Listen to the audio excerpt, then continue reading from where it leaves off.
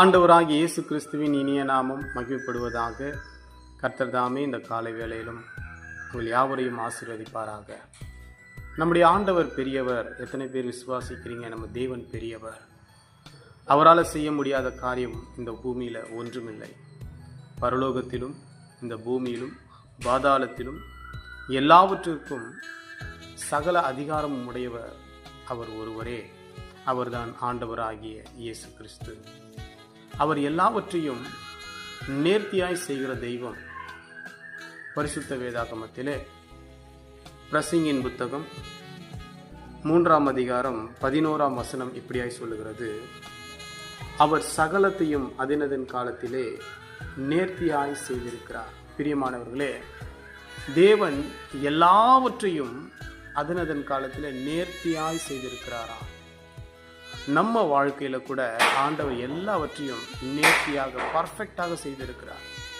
சில நேரங்களில் நாம நினைக்கிறோம், ஆண்டவர் என் வாழ்க்கையில ஒண்ணுமே செய்யலை, நான் ஒவ்வொரு நாளும் போராடி கொண்டிருக்கிறேன், நான் ஒவ்வொரு நாளும் உலக மனிதர்கள் முன்பாக வெட்கப்பட்டு தலை குனிந்து வாழ்ந்து கொண்டிருக்கிறேன்னு சொல்லி. ஆனா ஆண்டவர் ஏற்ற காலம் வரும்பொழுது நம்முடைய வாழ்க்கையில நம்மை உயர்த்துகிற தேவனாயிருக்கிறார். பிரியமானவர்களே, பரிசுத்த வேதாகமத்தில் மத்தேயு எழுதின சுவிசேஷம் 21ஆம் அதிகாரம் 42ஆம் வசனத்தில் ஆண்டவராகிய இயேசு கிறிஸ்து இப்படியாய் சொல்லுகிறார்: ஆகாதென்று தள்ளின கல்லே மூளைக்கு தலைக்கல்லாயிற்று, அது கர்த்தராலே ஆயிற்று, நம்முடைய கண்களுக்கு அது ஆச்சரியமாய் இருக்கிறது என்று சொல்லி. பிரியமானவர்களே, ஒருவேளை உங்களுடைய வாழ்க்கையில நீங்க எல்லாராலும் புறக்கணிக்கப்பட்டு நீங்கள் கண்டுகொள்ளாமல் மற்றவரால் நீங்கள் எந்த விதத்திலும் மதிக்கப்படாமல் வாழ்ந்து கொண்டிருப்பீர்களானால், ஆண்டவர் உங்களுக்கும் ஒரு காலம் வைத்திருக்கிறார். ஏற்ற காலத்தில் ஆண்டவர் உங்களை உயர்த்த வல்லவராக இருக்கிறார். ஏற்கனவே பார்த்தோம், சகலத்தையும் அவர் அதனதன் காலத்தில் நேர்த்தியாய் செய்திருக்கிறார் என்று. கர்த்தருடைய அவருடைய நம்பிக்கைக்குள்ளாக நம்ம விசுவாசத்தோடு பொறுமையோடு அவரை பின்பற்றி வாழும் பொழுது, ஏற்ற காலம் வரும் பொழுது ஆண்டவர் உயர்த்துவார். அவர் நேர்த்தியாய் நம்ம வாழ்க்கையில எல்லாவற்றையும் செய்ய விரும்புகிறார். பாருங்க, இந்த உலகத்தால, நம்மை சுற்றி இருக்கிறவர்களால, நம்ம குடும்பத்தால, நம்மை சேர்ந்தவர்கள், நம்முடைய சொந்த பந்தங்கள், இரத்த உறவுகள், இவர்கள் நம்மை ஒதுக்கி தள்ளினாலும், ஆகாதவன் என்று புறம்பே தள்ளினாலும், நம் ஆண்டவராகிய இயேசு கிறிஸ்து ஏற்ற நேரத்தில் நம்மை தலைக்கு மூளைக்கல்லாக வைத்திருக்கிறார். பாருங்க, ஒரு வீடு கட்டும் பொழுது அநேக செங்கற்களாக இருக்கட்டும், அநேக கல்கள் எல்லாம் ஒன்றா சேர்ந்து தான் இணைந்து தான் ஒரு கட்டடமாக வீடாக மாறும். அதில் ஆரம்பத்திலிருந்தே ஒரு கல் ரிஜெக்ட் பண்ணப்பட்டிருக்கும். இது செட் ஆகாது, இது சரியில்லை, இது நேர்த்தியாக இல்லை, இது ஒழுங்கு இல்லை, இது ஷேப் இல்லை, இது ஈவனாக இல்லை அப்படின்னு சொல்லி ஒரு கல் எல்லாத்துலையும் ரிஜெக்ட் பண்ணப்பட்டிருக்கும். ஆனால் அந்த வீடு எல்லாமே கம்ப்ளீட் ஆகி முடியும் பொழுது ஏதோ ஒரு குறை இருக்கிறத போல இருக்கும்.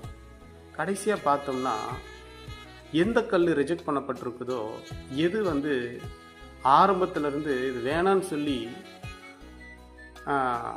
ஒதுக்கி வைக்கப்பட்டிருக்கிறதோ, அந்த கல்லை எடுத்து அந்த அஸ்திபாரத்தில் அந்த சரியான இடத்துல அதை பொருத்தும் பொழுது அந்த வீடு முழுமை அடையும். அதுதான் இந்த பரிசுத்த வேதாகமத்தில் சொல்லப்பட்டிருக்கிறது. வீடு கட்டுகிறவர்களாகிய மனிதர்களால் ஆகாதென்று தள்ளப்பட்ட கல்லே தலைக்கு மூளைக்கல் ஆயிற்று. அந்த கல்லின் மேலே தான் அந்த வீடு முழுவதும் நிற்கக்கூடிய ஒரு முழு பலத்தையும் அந்த கல் தாங்குமா. அதுபோல பிரியமானவர்களே, ஒருவேளை உங்களுடைய வாழ்க்கையில் நீங்கள் எல்லாராலும் புறக்கணிக்கப்பட்டு ரிஜெக்ட் பண்ணப்பட்டு நீங்கள் மற்றவர்களால் மதிக்கப்படாமல் இருந்தாலும், ஒரு நாள் வரும் பொழுது ஆண்டவர் உங்கள் மூலமாக மற்ற எல்லாருக்கும் ஒரு பெரிய ஆசீர்வாதத்தை வைத்திருப்பார். எந்த இடத்துலாம் நீங்கள் மதிக்கப்படாமல் அழைக்கப்படாமல் இருக்கிறீங்களோ, ஒரு காலம் வரும் பொழுது நீங்கள் இருந்தாதான் அந்த நிகழ்ச்சியே நடக்கும். நீங்கள் இருந்தால் தான் அந்த குடும்பத்துக்கே ஒரு கௌரவம், மரியாதை என்று சொல்லக்கூடிய அளவுக்கு தேவன் உங்கள் வாழ்க்கையை மாற்றுவார். ஆகவே கர்த்தர் சகலத்தையும் அதனதன் காலத்தில் நேர்த்தியாய் செய்திருக்கிறார். நீங்கள் ஒதுக்கப்பட்ட கல்லை போல, புறக்கணிக்கப்பட்ட கல்லை போல இருக்கலாம்.